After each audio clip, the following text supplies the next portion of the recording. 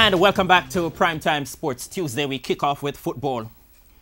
While others are keeping their ambitions close to their chest, there are others who have stated their intention following last Saturday's election for interim president at the Jamaica Football Federation. In another 57 days, the man to permanently succeed the late Captain Horace Burrell as president of the JFF will be known. Bruce Gaynor got the nod as interim president last Saturday, defeating fellow Vice President Raymond Anderson 12-4. But Gaynor's selection is only for 60 days, after which a permanent president will be elected. Anderson is one of those interested in the post as president, but he learned a lesson from Saturday's defeat. In life, you have to learn, and I learned a lesson today, which I'll share with you sometime else. But Anderson says that the defeat to Gaynor has not taken anything away from his chances of running for president. Nothing changed, nothing changed.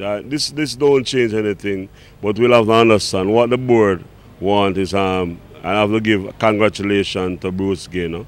And as usual, I'm his vice president and I'll support him 110%.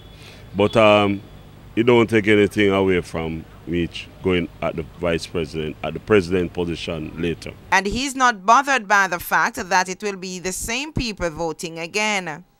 I respect the board, as I said, I respect the board, and if I feel the ground and it tell me otherwise, I respect the board. But everything must be taken its own perspective, now and then. The other vice president is Gary Sinclair, but he isn't looking down that road right now.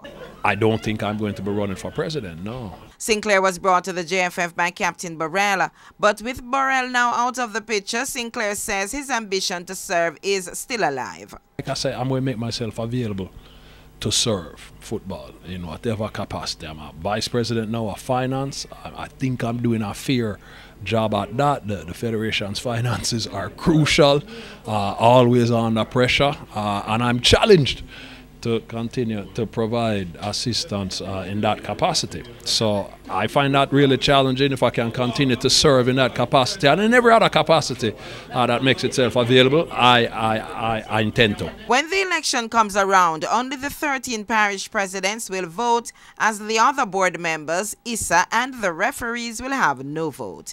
Karen Madden, TVJ Sports.